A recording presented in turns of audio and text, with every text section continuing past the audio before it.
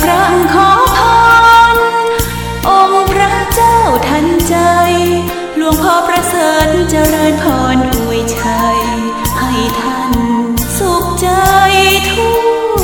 วกัน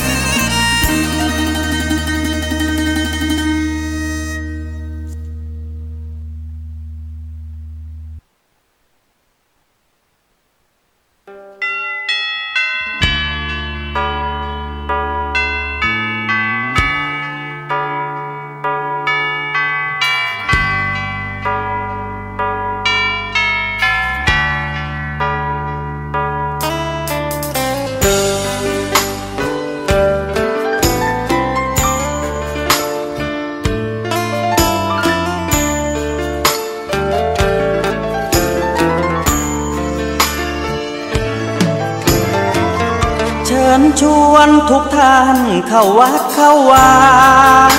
ฟังธรรมะจากหลวงตาเสริมชีวาให้สุขสดใส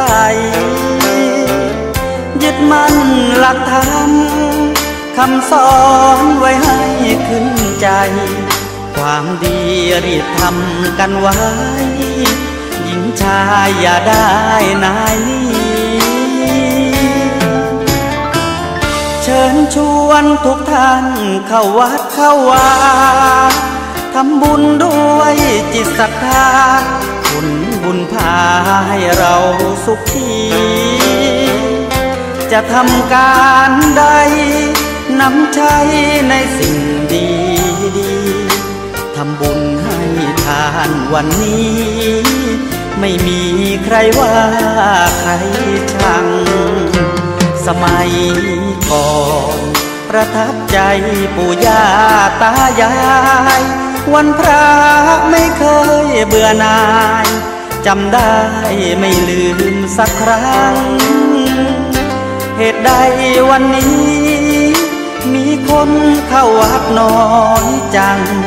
อยากให้เหมือนก่อนอีกครั้งฝากความหวังกับคนรุ่นใหม่เชิญชวนทุกท่านเข้าวัดเข้าวารับศีลรับพรหลวงตาเสริมคุณค่าให้กับจิตใจกระทำความดีเรื่องนี้ไม่ต้องอายใครว่างจากการงานเมื่อใดเชิญชวนท่านไปขอยกมือ10 นิ้วกราบนอบน้อมอย่างพระติรัตนเกี่ยวเจ้าตั้ง3 ประการ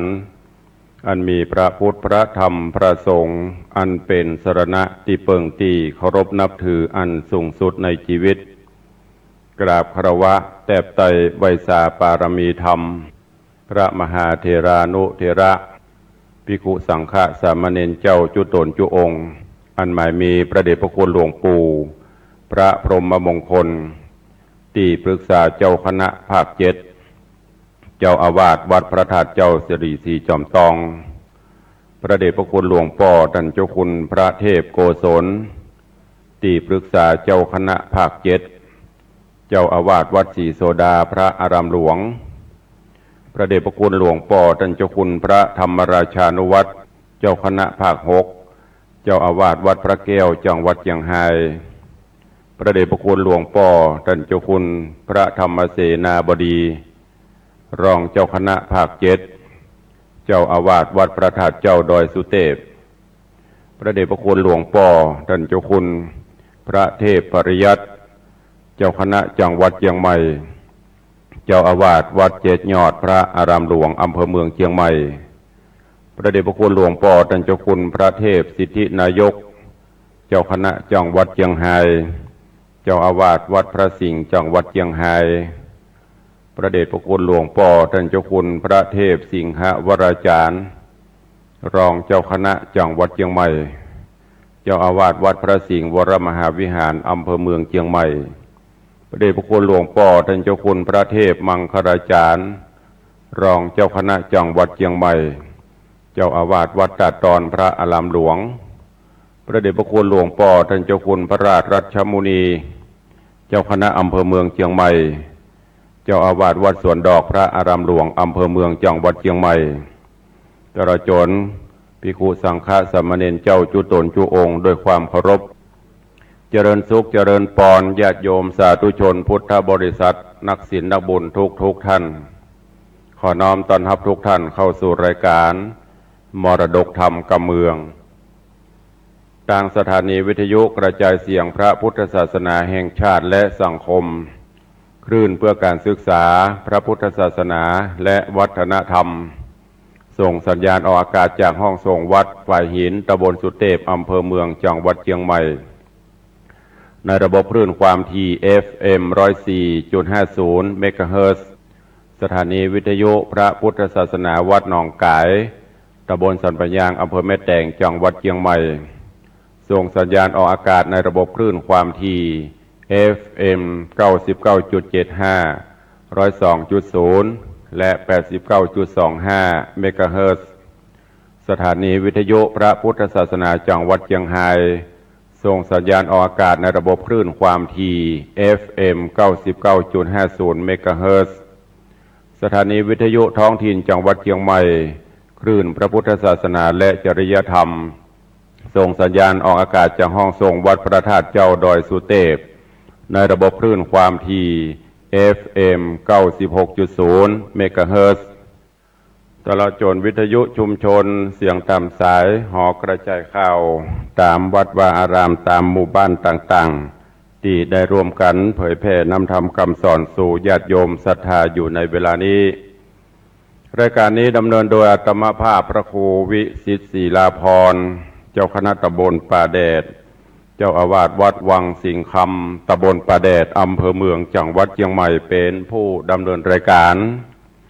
จะได้น้อมนำเอาธรรมะสาระธรรมคำสอนแบบปืนบ้านล้านนามาเทศนาให้ญาติโยมได้รับฟังกันเป็นประจำคู่วันตั้งเชียงใหม่ละปูนลำปางฟังกันในยามเช้าตั้งแต่เวลา6 โมงป่ายถึง7 โมงต่างพี่น้องต่างจังหวัดเชียงรายก็ฟังกันในยามค่ำคืนจากสถานีวิทยุวัดพระแก้วขอกราบขอบพระคุณท่านผู้อำนวยการทุกสถานีเจ้าหน้าที่ช่างเทคนิคทุกท่านและอนุโมทนาขอบคุณญาติโยมที่ได้ติดตามรับฟังรายการมาโดยตลอดตอนนี้ไปเชิญตั้งอกตั้งใจรับฟังต่อไปณโอกาสบัดนี้นะโมตัสสะภะคะวะโตอะระหะโตสัมมาสัมพุทธัสสะสัทธะโวฟังลาโสตุจันนาสัพปุริสะตังหลายตั้งยิ่งใจหนุ่มเท่าที่ได้ปากันเล่าทาดาฟังยังรัศธรรมเทศนาจำป่าสี่ตนลำดับลำโลนมาแถมแล้วเราขอเชิญศรัทธาหนุ่มเท่าทั้งหลายจงตั้งใจหมายถ่อมทาดาฟังต่อไปนานี้แลนาตามะทางปะกาเสนโตสัทธาอาหาสัทธาอันว่าสัพปัญโยยอดซอยหันบาทถอยบาลีบทหลังมีไปแจงพระจริงแสงเทศนาวาสาราจะกุมาเรอวะมหาดังนี้เป็นตนภิกขเวดุราภิกขุทรงตนทารงสินใสบ่อเศร้าส่วนว่านางนอดเนาปทุมมาไก่ซ้อนยินอวรเอาไม้เจ้าหนอดไทยอัสราชกุมารแล้วจาวานกล่าวถอยซึ่งสองอ่อนน้อยบุญนะว่าดูราบุตตาเฮ้ยนอดเนาสองเจื่องเจ้าคำใจ แม้นเป็นสายพี่น้องเต้าต่างตองมันดาอยู่ไกลตาแต่ใส่รวมปอดไทยเดียวกันบุญหลังตันมาหอดหือสองยอดบุตตาได้ใกล้กราพรากห้องแอวเถื่อนทองโด่งตานจริงจวบกันแต่ใส่การบ่ใจเป็นบุญมากามจูหนุนจักสอนยอมบ่หอนจักหานอยู่ไกลกันต่างดาวบุญหักแนวป่ามาสองบุตรตาดน้อยนาดอย่าหาวหาดเบียนคุยอย่าไขว่าตีหยาบจ้าอย่าจ๋าลาบซาฟันแตงจุงหักแปงแฝงไฟอย่าโคดไม่เทียงกันสรีสุผ่านยอดซอยสอนสองนอดน้อยหลายประการก็มีหันแลนะตาสะมิงคะเนในขณะนอนใส่ตะวันใกล้ลงแรงเจ้าจอมแปงผู้ปี้จริงกล่าวจี้กำหวานซึ่งอาจสะกุมารน้องเนาวาบัดนี้แล้วลงแรงตาวันแดงตกย่อนดาลับม่อนเขาเขียวอย่ารีบเรียวฟังฟ้าวคืนสู่ดาวเวียงใจจุงโอดใจยังอยู่นอนเป็นกู้เราราถึงย้ำมาพวกเจ้ามอกกินเขาย้ำง่ายปีจักพันภายส่งน้องไปรอดห้องปุรีเจ้าบุญมีอัสราชฟังถ้อยวาดกำจาแห่งผาตาพี่เจ้าบอดตานเล่ากำได้ย้อนมีใจโจมจื้นปีติตื่นยินดีบอกใครหนีเจียนจากบอกใครพรากไกลกลาลืมมันดาแม่เจ้าอันอยู่เฝ้ากองตางสองบุญขวางหนอดน้อยต่างต่อถอยลายประการลืมมองผ่านหิวหอดต่อเตารอดมัชชิมายามสองคิงรามอ่อนน้อยจริงจากม้อยลับไปก็มิหันแลนะปุณณติวะเสกันบรรลุนรุ่งเจ้าสองหนอดเนาบุญหนาก็อำลาขาบใบซึ่งแม่ไทยจอมควันแล้วปากันบ่จาสะยองขึ้นฟ้าปลายบนลำไพโสนป่าไม้ลำด้อยใหญ่หินผาปอมเมฆาเมฆฟ้าสะยองกว่าเรียวไวย้อนหมายใจไปรอดเวียงเกี้ยวยอดวังกัตนกรส่วนสลีสมอนนอดเนาแม่แห่งเจ้าอาสราชผู้บะกุมารก้อนหนอผู้บานน้อยอ่อนได้จากบ่อนพังกาแต่บันว่ามือเจ้าบ่ปอกเต้าภายพันตะดังตังวันล่วงแล้วนางนอแก้วสมสลีเป็นตุกขี่ลายแหล่กึดใจแผ่กองหาพอตังมาลูกเต่าตราบต่อเต้ายามแรงตาวันแดงย่อนหอยกลากราดกร้อยหายโหนลูกเตรียมโตนน้อยอ่อนบ่ปอกบ่อนห่อใจนางมีใจกั้งแกนตุกหนิบแน่นถมนาใจเววาใบวันกึดสอดดันหลายอันโอกเป็นควันเอาไม่ลับบ่ได้ตั้งคืนลุกมายืนแลส่องตัดหน้าป่องเบ่งจรแล้วลงนอนตีเก่าดังนี้เล่าหลายตีกันรอยตีเสียงแล้วนางนอกเกียวอาสะมาลาก็ลุกมาบ่จะกองหันนาบุตตา ข ขะเนงหาขืนล่องตัดหน้าปองเบ่งจรก็หันหนอผูทอนลูกลาโพดจากฟ้าไกลตามีเด็กขาอ่อนน้อยเป็นกู้หอยเตรียมกันสะยองปันไววองแม่ลอดห้องบัดเดียวนางโฉมชะเหลียวหน้าไทยหายหม่นไม่มองขี่ใจยินดีโจมจืนสองมือยื่นไปหาโบตาหนอน้อยริร่ำถอยจะทำโดยกำงามลายแหล่บ้านลูกพรากแม่หาย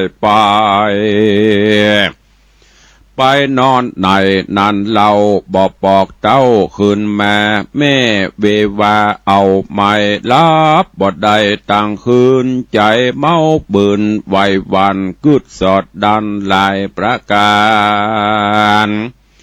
อ่านว่ากุมารอ่อนหน่อยผู้จ้องหอยตัวมาอยู่โดงนาเถื่อนทองประเทศต้องแดนใดเป็นลูกไผ่นั่นเล่าเจื้อจาดเผ่าวงศาอยู่ป่าลาเมืองใหญ่หรืออยู่ป่าไม้โด่งตันขอจอมขวัญลูกแม่ได้กล่าวแก่ตามรายเจ้าบุญภายอาสราชฟังนางนาดมันดาใครว่าจะทำที่ก็กล่าวจี้ตามมีลำดับดีแต่เก้าตราบต่อเต้าสุดไปโดยปริยายหลายและบ่เว้นแว่บทใดนางใส่ใจนอดเนาฟังลูกเต่าไข่ปันเล็งหันตันแจงทีบ่มีที่สงสัยยินมีใจจื่นยาวรีบฟังเฝ้าเร็วปันกอดจอมควันตนองค์อาจคือเจ้าหน่อยนาฏสุวรรณไก่สอนรำกำบอนอ่อนอ้อยมีบ่อน้อยนาแล้วใครจะตันต่อฮือเจ้าน้อยนอสุวรรณไก่สอนได้กินนอนย่างจอดในภาษายอดห่อใจกับใส่ใจน้องเนาคือว่าเจ้าอัสราชกุมารเปื้อสำราญจื่นจอยหายต่ำก้อยมองขี่เจ้าบุญมีหนอไทยตั้งอยู่ได้หลายวันก็เกิดผ่านใจจอดแห่ยังยอดมันดาในดงนาป่าเศร้าจริงจวนเจ้าอัสราชกุมารลานางโหน่งครานยศใหญ่ไปอยู่ป่าไม้ดงรีก็มีหันแลนาตะโตโหปัฏฐาญะแรกแต่นอนไปนาสองนอดลาจอมขวัญหักแป่งกันลายหลากบ่หูพรากละนีจับล้างตีนันเล่าสองนอดเนากุมารอยู่สถานเมืองใหญ่กับแม่นาฏไทยอาสะมาลาหลายวันมาก็ใกล้ใจ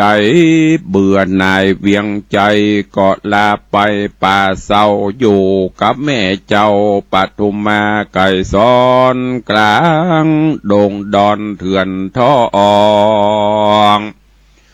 แดนเตต้องหิมมาปานสองกุมารนอดลายามอยู่ป่าดงตันก็ป่ากันเตียวสอดบุญดันลอดดงรีเอาเสือหมีแลดจางอันอยู่สร้างดงดานตั้งกวางฟ้านลายแหล่มาเวทแห่นำแน่เอาสัตว์นาต่างเจื้ออันไฟเอือจอมโตน ลืมอาวรณ์ไม่มาดบอกเกิดขวาดข้านิ่งหายังราชญาน้อยนาดอันกร้อยกลาดหายโหนกลางไพศาลป่าไม้ตังเกียวแก่นไทยอาสะมาลาผู้โสภาบ่อเศร้าลูกเก็บยักเท่าดงรีย้อนกิจจะมีหลายแหล่บ่เว้นเว่วันใดติดต่อไปจะใจหลายปีควายตัวมาจุมพระจาพระน้อยอยู่จื่นจ้อยเจยบานกิจการน้อยใหญ่หากเมียนควายบัวระมวลกาละกวนมาฮอดเต้าเจ้ายอดจอมตายยินมีใจเกิดขวาดถึงนางยอดโสภาใจวิว่าเอาไม่โอดบ่ได้เหลือใจจริงเอาแก้วใส่เรื่องราบมีอนุภาพเหลือลายอันหุงพรายหยาบจ้ายามความนาดับขันได้ยอปันยกยืนโดยใจจื่นยินดีไปถวายเจ้าปุรีผู้เท่าคือเต้าเจ้าจักขินราชาแล้วทูลสาขาบไว้ว่าเกี่ยวนี้กุญใหญ่นาน้ำแม่นประจำอยู่ห้องประเทศตอ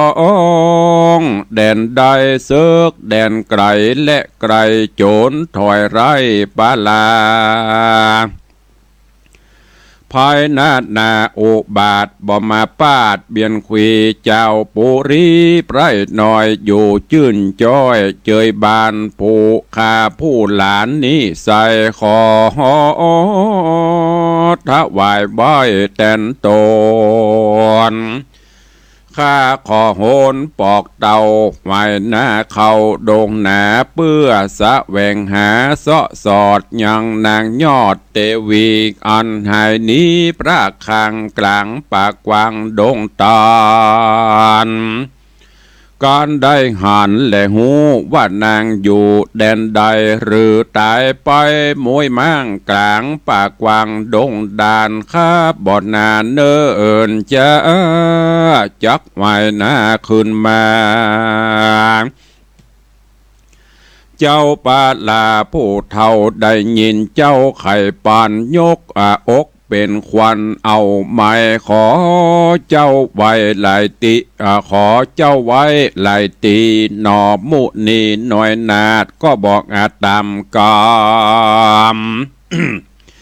เจ้าหอคำผู้เท่ากึดใจเล่าไปมาเกาะบางลาโป้งขาดอนุญาตไปดีก็มิฮอนแลนาการถึงวันมาควายเจ้าหนอไทยบุญหนาก็สั่งลาบ่จ้ายังเจ้าฟ้าผู้บานตั้งเสนาหารหนุ่มเทาอำมาตย์เก้าคนนายแล้วเรียวไหวบ่จะสะย่องขึ้นฟ้าบัดเดียวข้ามดงเขียวป่าไม้คันนิ่งไข้ใจมาว่าจากผ่านภายไปสู่ยังติอยู่ป้อระสีกลางดงรีเถื่อนทองแดนเตดต้องหิมมาปานเปือนมัสการถามเล่าหือหูเก้าความในเจ้าสะย่องไปจะใจข้ามป่าไม้ดอยผาและสายตาลงต่ำพอแม่น้ำนาทีกลางดงรีป่าเศร้าอันตัวเจ้าบุญขวางได้ป่านางน้อยอ่อนมายังย่อนเศร้านอนตนผู้ถอนสันทีบ่หันตี้แดนใดก็สะย่องไปบ่จอดต่อเต่าหอดยำแรงตาวันแดงย่อนหอยเจ้ายอดซอยบุญนา จริงใกล้กลาจากฟ้าลงสู่ป่าดงดานเปื้อสำราญยังจอดหือหิวหอดหมายหายก็มีหอนแลนาปุณนาติวะเสกันวันลุนแจงรุ่งอาทิตย์ปุ้งเรื่องไรเจ้าจอมไต้บอดจ้าสะหย่องขึ้นฟ้าเรียวปันล้ำโด่งตันเถื่อนทองแลตาส่องสุดตาเพื่อสะแวงหาน้ำใหญ่กลางดงป่าไม้ดงรีบ่หันมีตอนนาที่กลางป่าแดนใดก็สะหย่องไปแถมเล่าการฮอดเขาย้ำแลงเจ้าจอมแป้งนอดลาก็จากฟ้าปลายบนโลงพระโสนยังจอดหือหิวหอดไม้หายถึงยามไงมาไข่เจ้าหนอดไทยบุญหนาก็ไกลกลาบอดจ้าสะหย่องขึ้นฟ้าปลายบนลำไปโสนป่าเศร้าดังนี้เล่าจุวันบุญมาตันรอดไกล7 วันไข่ดิลีเจ้าบุญมีน้อยหนอแลตาพอลงมายังดงหน้าไปต่ำก็หันเม็ดน้ำนาทีเจ้ายินดีโจมจืนปีติตื่นเหลือใจ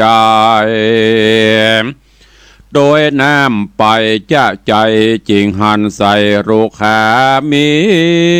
ชาญยาห่มกวางที่จิมคางหนอวังทานหนอโปธิญาณบุญใหญ่ก็จำได้บัดเดียวว่าเคยได้เตียว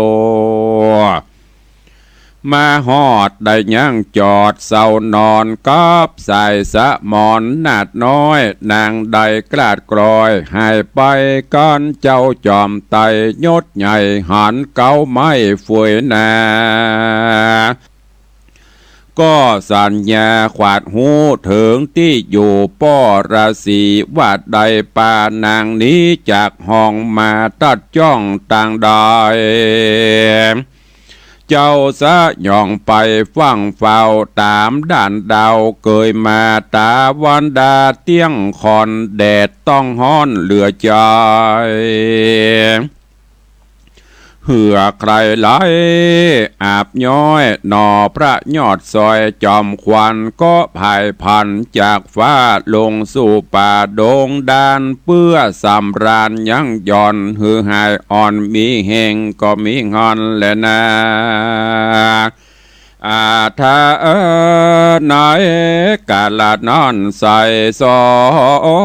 งหนอไทยกุมารพงสำราญเล่นอยู่กับด้วยหมู่เสือมีราชสีแลดจ้างเอาสัตว์ปากกวางดงนาต่างภาษาต่างหมู่หือผับสู่จนกันดังตังวาน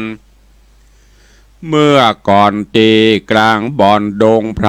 บ่ปอไกลจากห้องแดนเตตตองศาลาแห่งตาภาษาผู้วิเศษจบแจงเปตทะรงธรรมสององค์คำหนอไทยตบมือใส่เนืองนันแล้วปากันโห่ห้องเสียงมีกองดงรีส่วนนอปุรีหิวหอดลงยังจอดเศร้าซา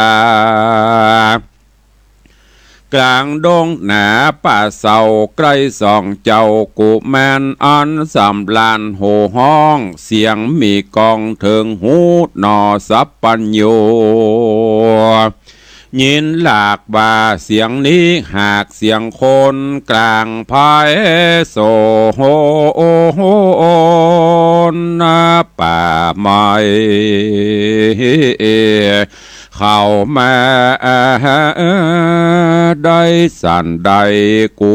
ก็กูหวนไป และพอแจงต่อสายตาหนอพุทธากึดแล้วก็กราดแกล้วภายพันลัดเครือวันคุ้มแย่บุญด้านป่าฝวยนา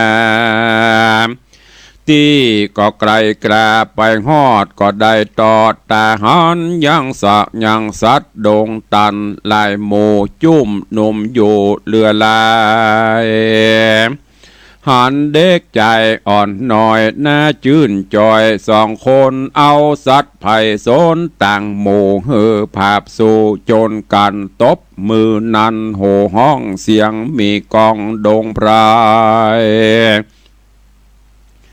เป็นสันใดเด็กอ่อนงามจะจรเปิงแปงฤทธิ์ที่แรงอาจกระเอาสัตว์ป่าดงหน้าต่างภาษาต่างหมู่ภาพสุราวีลูกเจ้าปุรียศใหญ่หลงป่าไม้พดมาหรือยักษ์ขาปลายเพศแถลงเป็ดเป็นโคโอน มีเวทมนต์กุลใหญ่เรียกสัตว์ป่าไม้มาจูกวันถามดูทีเสียงที่สงสัยเจ้าเร็วไวบอดจ้าออกจากป่าพดมาแล้วใครจะกล่าวถอยว่าดูราเด็กน้อยจังไรเป็นสันใดสู่จะเอาใจกำเศร้าปาลาเอาซัดนานาต่างหมู่เข้าภาพสู่เบียนกันกลางดงตันป่าเศร้าเนี้ยพิษแบบเบาโบราณยักษ์ผีมันป่าไม้เตี้ยงมาไล่กินสูบ่อินดูสัตว์ป่าใจหยาบจ้าทารนอากุศลบาปหายเตี้ยงจอบสายตัวสูจุงฟังกูจี้บอกรีบหนีออกไปปันสองจอมขวัญน้อยนอบ่หูจักพ่อปิตาก็เครื่องกาโคดไม่ถอดดาบไว้เร็วไวแล้วจะไขตั้นกล่าวว่าตั้นมาจากเดาได้จะสั่งมาไขจาสังไขจาห้องดาบว่าเฮาหยาบจ้าอาธรรมกัดตำกำฮึกหยาบบอกกลัวบาปต่อจนดาบเตรียมตนเฮานี้หากจากจี้ตั้งไปอยู่ไกลเตรียมคิงสลีนั่งยิงน้อยหนอจริงต้านต่อเร็วไวว่าดูราสายใจเฮ้ยหนอท้ายจุงวางดาบไว้บาเดียววางธนูเร็วอย่าจ้าสัตว์ไปต่อหน้าสับปันแล้วปากันตั้งกู้เข้ามาสู่บัดเดียวแล้วรีบเปรียวน้อมไว้ซึ่งเต่าไทยปิตาคนนี้นาแม่นเป็นป้อแห่งเจ้าหนอสองใจอันได้หายกลาบรากเว้นเสียจากไปนานสองกุมารพี่น้องฟังแม่ห้องจะเลวก็รีบเร็วเข้าไกลโนบน้อมไว้ตามกรรมย่อมือต่ำตั้งเกลาไว้ป้อเจ้าปิตาขอขมาลาโตดกล่ำร้ายโหดมัวดำดอกคุณทำตนองค์อาจก็อนุญาตปงปันแล้วเร็วปันบ่จะอุ้มนอนลาสองใจปีติหลายเกิดตองในแห่งห้องหอระไทยต่างคนไข้กล่าวถอยมีบอดน้อยนาก็มีหันเลนาเตอัญญามันยังทาเกตัว การไข่จาตอดถอยเสียงสูดซอยปวดระมวลกาละกวนมาหอดสี่เจ้ายอดจอมขวัญก็ปากันปอกสู่ยังที่อยู่พังกาอ่อนงามตาว่าว่องอยู่นอกห้องอาสาโรมแห่งเจ้าอุดมบุญใหญ่คือเจ้าที่ใบละสีนอมุนีไปฮอดบ่ยังจอดเศร้าสารีบไกลกราไปสู่ยังที่อยู่ระสีอันจุลีก้มกล่าวขับไว้เจ้าทะลงทำจีดงดำบุญใหญ่หันเจ้าหนอไทยขึ้นมาเย็นโสมนัสสาบ่อนน้อยจริงกล่าวถอยจะถามด้วยกำงามลายแหล่เจ้าก็เกตามมีเฮือปอดราศีผู้เฒ่าหูแต่เก้าเถิงไปแล้วผ่านภายกลาพรากออกปาจากศาลาขึ้นพังกาหยอดโซออยอยู่จื้นจ้อยเจยบานกับส่องอุดมลูกเต่าและนางนอดเนาจาญาก็มีวันนั้นและนานิธิตังขีญาสังวันนาวิเศษจาห้องเหตุธรรมเทศนาจำปาสีต้นก็บังโกมสมเรศสเดช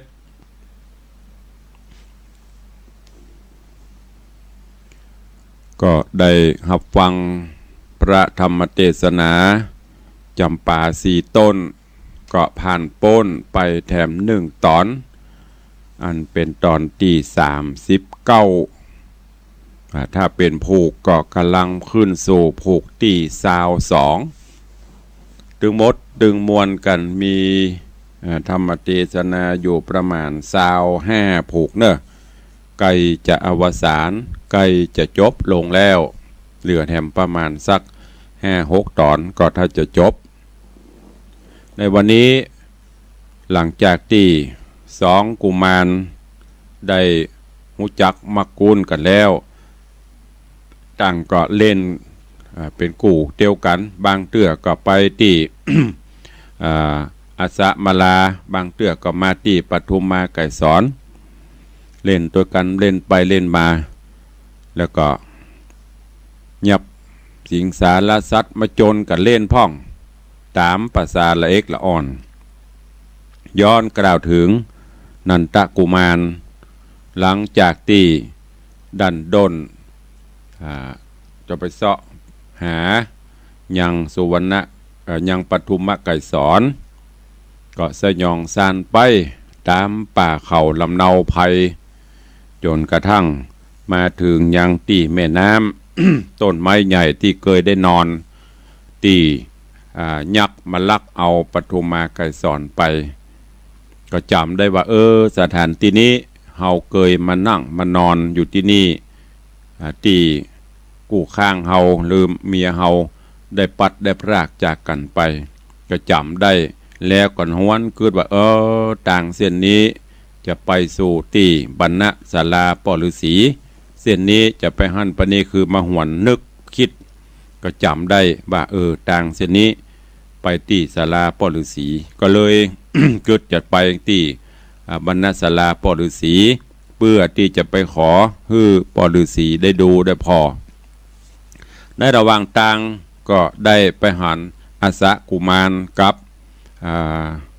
สุวรรณไก่สอนได้เล่นได้นี้ด้วยกันเอาสิ่งสารสัตว์มาโจนกันป่อไปในฝ่ายของตังนันตะกุมารซึ่งเป็นป่อแต่ไม่ได้หูกันเตื้อว่าเป็นป่อเป็นลูกกันเตื้อหัน2 กุมารเอาสิ่งสารสัตว์มาโจนกันก็ทักท้วงว่าสู่เจ้าทั้งหลายเป็นลูกเต้าเหล่าไผมาสร้างบาปสร้างกรรมจะเอาสัตว์มาทรมานมาโจนกันบดีเนอะเป็นบาปเป็นกรรมเนี่ยโธ่ทั้ง2 กุมารได้ยิน แทนที่จะปิติหน่อยก็ด้วยความไวของละอ่อนนะโคตรโอ้ลุงนี่เป็นไผ่ลูกที่ไหนมาเปิ้นเล่นกันตึงวันบักหันบักเตือกวันนี้พดจดลูกที่ไหนมาตะป่ายปอมาเดือดมาด่ามาว่าเฮาแหมเป็นไผ่ที่ไหนโคตรก็จะเอาดาบฟันจะเอาธนูยิง โพธิสัตว์เจ้าก็เลยสวดมนต์คาถากังบังตัวไว้ยิงมาก็บรรทุกใหญ่ๆก็บ่ได้ในขณะนั้นต่างปทุมมาไก่สอนก็อยู่ใกล้ๆก็ได้ยินเสียงอึกกระทึกคึกคม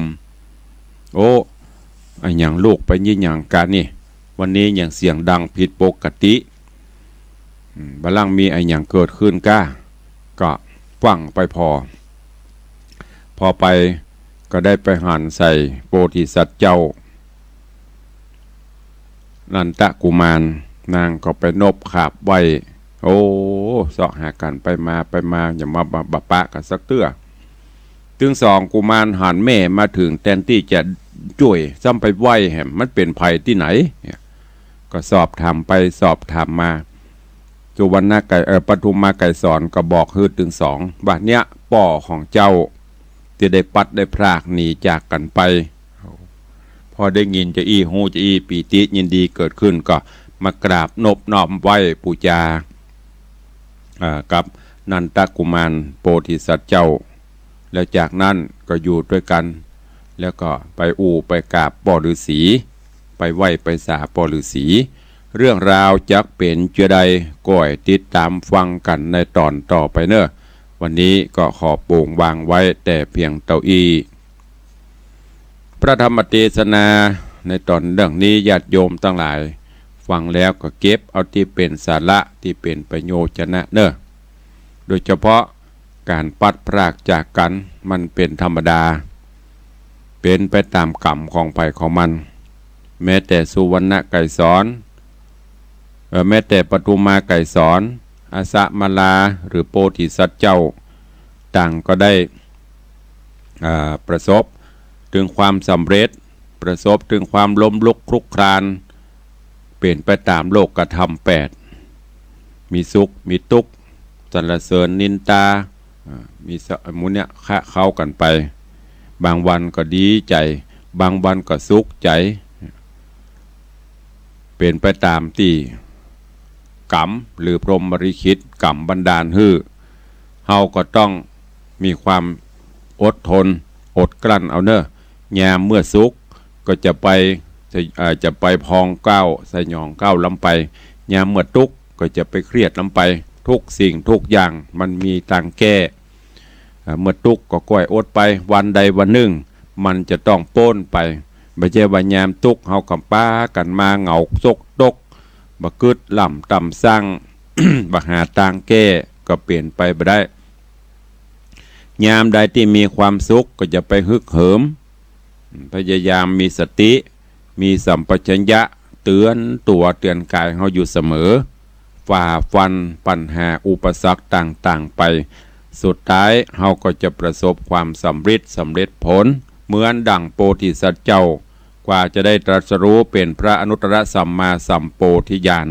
พระองค์ท่านได้ผ่านสปันหลายร้อยหลายจาดกว่าจะได้มาประสบความสำเร็จผลดังนั้นจึงขอฝากไว้กับญาติโยมศรัทธานาบุญเฮาเนอะได้ประพฤติวัดปฏิบัติธรรมไปใจศีลใจธรรมกำกับตนกำกับตัวไปวันใดวันหนึ่งเขาก็จะประสบความสำเร็จได้วันนี้ก่อนที่จะได้เปิดสายหน้าไมค์ฮือได้ได้เอ่ยกันนั่นก็ขอประชาสัมพันธ์ข่าวสารงานบุญกุศลฮือญาติโยมทั้งหลายเนอะทางวัดหนองกายตำบลสันปะยางอำเภอแม่แตงจังหวัดเชียงใหม่ในเมตตาปารมีธรรมของท่านเจ้าผู้อำนวยการท่านอาจารย์พระปลัดประเสริฐโชติธรรมโมท่านเจ้าอาวาสวัดหนองกายท่านผู้อำนวยการสถานีวิทยุวัดหนองกายก็ฝากข่าวประชาสัมพันธ์เชิญชวนสาธุชนญาติโยมทั้งหลายเนอะไปร่วมงานทำบุญประเพณีส่งน้ำพระธาตุในวันจันทร์ที่17 เดือนมิถุนายนแถมบกี่วันนี้จะเจริญปอนเนอร์ลวดไปไหวไปสาประบาดสีห้วยตัวก็ได้เพราะมันใกล้กันนั่นเป็นต่างผ่านบางท่านก็อาจจะเคยไปบางท่านก็ยังบ่เคยไปเตื้อก็ไปห่วมกินห่วมตาลโดยท่านเจ้าอาจารย์พระประหลัดประเสริฐเนอะที่วัดหนองกายนอกจากนั้นทางวัดหนองกายก็ได้ตั้งกองทุนซื้อที่ดินเพื่อขยายเขตธรณีสงฆ์เขตวัดเขตวาเนอะท่านใดจะร่วมเป็นเจ้าภาพก็ติดต่อสอบถามได้ตารางวาละตุมุนตารางคืบหรือตารางวาเนี่ย500 บาทอีกถ้าจำบ่ผิดนะติดต่อสอบถามได้เนอะที่กองงานเลขานุการวัดหนองกาย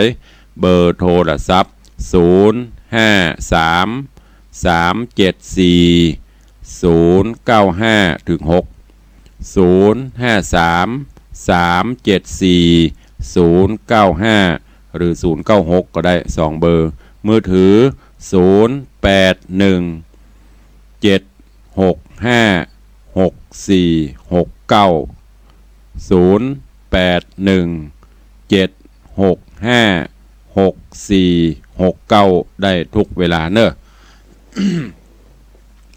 ในส่วนของวัดวังสิงคำก็ใกล้เข้ามาถึงวันเนอะในวันที่29-30มิถุนายนและวันที่1กรกฎาคมก็จะเป็นวันงานทำบุญกินใหญ่ตันหลวงงานปอยหลวงเฉลิมฉลองศาลา9 ห้องห้องน้ำห้องสุขาและเสนาสนะถาวรวัตถุของวัดพร้อมกันนั้นก็จะเป็นงานทำบุญประเพณีส่งน้ำพระธาตุประเพณีใส่ขันดอก108 2 งานด้วยกันเนอะเจริญปอนปออกไม่ออกศรัทธาญาติโยมญาติธรรมแฟนรายการกูบ้านกูจองเนอะมีเวลาก็เจิญมาห่วมกินห่วมตาลร่วมโมทนาบุญกับทางวัดว่างเมื่อไงก็มาเมื่อไงว่างเมื่อบ่ายก็มาเมื่อบ่ายว่างเมื่อค่ำเมื่อคืนก็มาได้3 วัน 3 คืนในงานก็เปิดโอกาสให้ศรัทธาได้ถวายทำบุญถวายสังฆทานจตุปัจจัยทำบุญส่งน้ำพระธาตุเจ้าเจดีย์ประเพณีใส่ขันดอก108ตลอดวันตลอดคืนเนอะ ในการนี้ตุลุงก็ใครขอเมตตาเชิญชวนญาติโยมศรัทธาเฮาร่วมเป็นเจ้าภาพสังฆทานเนอะตอนนี้ก็ยังค้างนักอยู่ท่านผู้ใดจะมีใจเมตตาอารีอนุเคราะห์ทางวัดเนอะร่วมกันเป็นเจ้าภาพสังฆทานถวายพระมหาเถระพระเจ้าพระสงฆ์160 กว่ารูป160 กว่าชุดใหญ่ชุดละ 2,000 บาทชุดกลางชุดละ 1,000 บาทสังฆทานชุดน้อยชุดละ300 บาทตลอดจนถวายภัตตาหารเพลพระเจ้าพระสงฆ์รูปละ150 บาทหรือจะนำโฮงตาลมาห่วมตัวกโมทนาสาธุตลอดจนน้ำดื่มที่จะเลี้ยงญาติโยมศรัทธาตลอด3 วัน 3 คืนเนอะท่านใดมีเจตนาจะตานน้ำกาตานเข้ากาตานสั่งกาก็ขออนุโมทนาบุญขอบคุณด้วยเนอะในตารายการวันนี้เหลือเวลาแถมประมาณ 4-5 นาทีเพื่อได้อู้กันสนทนาธรรมยามเจ้าญาติโยมศรัทธานาบุญที่ฟังอยู่ต่างใดอยากจะอู้อยากจะจะสนทนายามเจ้าก็จะเลินปอนโทรศัพท์เข้ามาได้เนอะ081-783-6540 ขออนุโมทนาบุญขอบคุณกับโยมแม่อุยมอนสุใจแก้วโยมธนวัฒน์โยมทัตพิชาสุสิงคำร่วมเป็นเจ้าภาพสังฆทานร่วมเป็นเจ้าภาพในการเลี้ยงเพลเป็นเจ้าภาพในการปิดทองพระพุทธรูปวาดรูปตึงมดตึงมวลเป็นปัจจัยตึงมด100,000 บาทท้วน100,000 บาทท้วนอันนี้เปิ้นเป็นเจ้าภาพวาดรูปหลังพระประธานศาลาใหม่เป็นเจ้าภาพบูรณะพระเจ้า องค์เก่าเอาไปบูรณะใหม่เป็นเจ้าภาพสังฆทาน ก็เฉพาะสังฆทานที่แรกเปิ้นรับมาอยู่4 ชุดตุลุงก็ว่าขอเมตตาแม่อุ้ยได้ช่วยกำเตอะเพราะว่าแม่อุ้ยได้ร่วมสร้างศาลามาก็4-5 แสนละแม่อุ้ยเปิ้นก็ร่วมเป็นเจ้าภาพขึ้นมาแหมก็ได้มาร่วมทำบุญกะเฉพาะสังฆทานก็เพิ่มเป็น21 ชุดตือโมดตือมวลเนี่ยเป็นเงินอยู่100,000 บาทแต่ว่าเพิ่นเอามาถวายก็ขอบคุณตัวแล้วก็ขออนุโมทนาบุญขอบคุณกับโยมพี่ไอ้ประเสริฐโยมพี่วรรณาชำริดเป็นเจ้าภาพภัตตาหาร10 รูปนางสาวธนรีชำริดนายอรุณวิทย์เด็กชายพรัญวิทย์จารุพัฒนิยม10 รูปนายมาลัยหรือว่าพี่ไอ้ใจหรือว่าพี่ไอ้มาลัยพี่แสงล่าหินแปง น้องวันชนกหินแปงเป็นเจ้าภาพ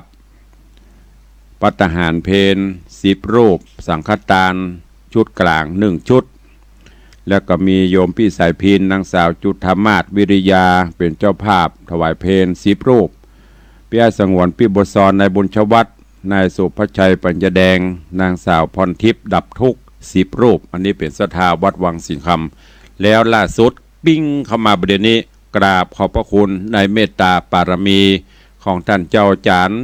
พระครูบดีกาประเสริฐประสันโนวัดพระธาตุเจ้าดอยสุเทพร่วมรับเป็นเจ้าภาพภัตตาหารพระภิกษุสามเณร10 รูป 1,500 บาทกราบขอบพระคุณในเมตตาปารมีธรรมเนอใครจะอู้ตัวตุลุงยามเจ้าวันนี้เข้ามาเนอก็เดี๋ยวเวลาก็จะหมดแล้วเวลามันเว้ยอย่างที่บอกเผลอแป๊บเดียวก็เดี๋ยวกับปั้นขำปั้นแจ้งก็เดี๋ยวกับวินาทีก็เดี๋ยวกับชั่วโมงหมุนเวียนไปเว้ยวันนี้เป็นวันหยุดแล้ว ใครฟังอยู่ที่ไหนตั้งใดพ่องฝนตกนอนรับม่วนกาดักปิงวินบอยบ่ได้ยินสักกริ่งบ่ได้ยินสักกล้อง ใครจะมาห่วมบุญห่วมกุศลตัวก็เจริญปอนเนอะที่สำคัญแฮมเอิ้นก็คือน้ำดื่มเนอะใครตานน้ำได้เป็นเศรษฐีตานแว่นตานหวีปล่ำปโรยถ้าได้รับสังฆทานงานปล่อยหลวงวัดวังสิงคำซ้ำโรยซ้ำเฮง เจริญปอนเจริญเนอะจะได้ตานน้ำก็ต้องการนอกอยู่เพราะอากาศมันร้อน โอ้ท่านเจ้าโทรศัพท์ดิ้งเข้ามาเรื่อยๆก็ขออนุโมทนาบุญกับท่านพระครูบดีกาประเสริฐแจ้งเข้ามาแถมก็มีของนางสาวพันนิตราพรหมมินพร้อมครอบครัว5 รูปอุทิศกุศลฮือขอบคุณโยมแม่เสียนวลลันจวนปัดติ้วเนอะเอาแล้วนอกเวลาหมดเวลาตุลุงขอนำรายการจากไปก่อนเนอะอยู่ดีมีสุขเหมือนกันจุตนจุองจุผู้จุโคนเนอจัตตาโรธรรมาวัตันติอายุวันโนสุขังภะลัง